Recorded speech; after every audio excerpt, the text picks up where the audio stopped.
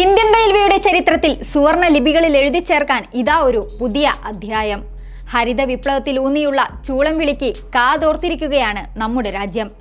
India അക്ഷമയോടെ കാത്തിരിക്കുന്ന hydrogen train ഇതാ തയ്യാറായിരിക്കുകയാണ്. റെയിൽവേയുടെ സ്വപ്ന പദ്ധതികളിലൊന്നായ ഹൈഡ്രജൻ ട്രെയിൻ സർവീസ് ഈ മാസം തന്നെ ആരംഭിക്കുമെന്നാണ് ഏറ്റവും പുതിയ റിപ്പോർട്ടുകൾ. ഡൽഹി ഡിവിഷനിൽ ജിന്ദ് സോണിപത്ത് റൂട്ടിൽ ഇന്ത്യയിലെ ആദ്യ ഹൈഡ്രജൻ ട്രെയിൻ സർവീസ് നടത്തുമെന്നാണ് റിപ്പോർട്ടുകൾ. 89 കിലോമീറ്റർ ദൈർഘ്യമാണ് ഈ റൂട്ടിനുള്ളത്. 140 കിലോമീറ്റർ മുതൽ 200 കിലോമീറ്റർ വരെ വേഗതയിൽ സഞ്ചരിക്കാൻ ശേഷിയുള്ളതാണ് ഹൈഡ്രജൻ ട്രെയിൻ. 2638 യാത്രക്കാരെ വഹിക്കാൻ കഴിയുന്ന തരത്തിലാണ് ട്രെയിൻ രൂപകൽപ്പന ചെയ്തിരിക്കുന്നത്. മെട്രോ നഗരങ്ങളിലെ തിരക്ക് കുറയ്ക്കാൻ ഇത് സഹായകമാകും.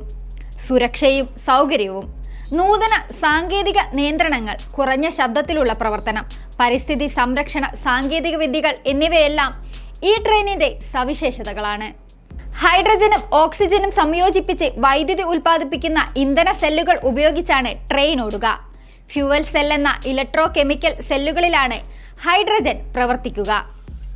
ഹൈഡ്രജനും ഓക്സിജനും ചേരുമ്പോഴുണ്ടാകുന്ന കെമിക്കൽ എനർജിയെ വൈദ്യുതിയാക്കി മാറ്റുന്ന സെല്ലാണ് ഫ്യൂവൽ സെൽ. ഫ്യൂവൽ സെൽ ഉൽപ്പാദിപ്പിക്കുന്ന വൈദ്യുതി മോട്ടോറിലേക്ക് കടത്തിവിട്ട് വാഹനത്തെ ചലിപ്പിക്കും. ഈ രാസ സംയോജനത്തിന്റെ ഉൽപ്പാദനം ഹൈഡ്രജനും ഓക്സിജനും ചേരുമ്പോഴുണ്ടാകുന്ന ജലം മാത്രമാണ്. ഈ ജലം നീരാവി രൂപത്തിൽ അന്തരീക്ഷത്തിലേക്ക് തള്ളും. ചെന്നൈയിലെ റെയിൽ കോച്ച് ഫാക്ടറിയാണ് ഇന്ത്യയിലെ ആദ്യത്തെ ഹൈഡ്രജൻ ട്രെയിൻ നിർമ്മിച്ചത്. ഹൈഡ്രജൻ ഫോർ ഹെറിറ്റേജ് എന്ന പദ്ധതിക്ക് കീഴിൽ 35 ട്രെയിനുകൾ പ്രവർത്തിക്കാനാണ് ഇന്ത്യൻ റെയിൽവേ ലക്ഷ്യമിടുന്നത്. ഒരു ട്രെയിനിന് 80 കോടി രൂപയാണ് ചെലവ് കണക്കാക്കുന്നത്.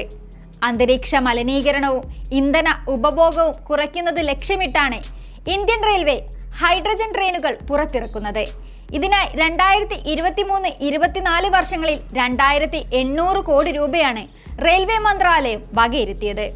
ഹൈഡ്രജൻ ട്രെയിനുകളിലൂടെ ഹരിത ട്രെയിൻ എന്ന ആശയത്തിനാണ് പ്രധാനമായും കേന്ദ്ര സർക്കാർ ഊന്നൽ നൽകുന്നത്.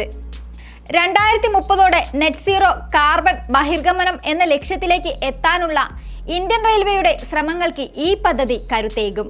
ഒരു ഡീസൽ ട്രെയിൻ ഒരു വർഷം ഏകദേശം ടൺ കണക്കിന് കാർബൺ ഡയോക്സൈഡ് പുറന്തള്ളുന്നുണ്ട്.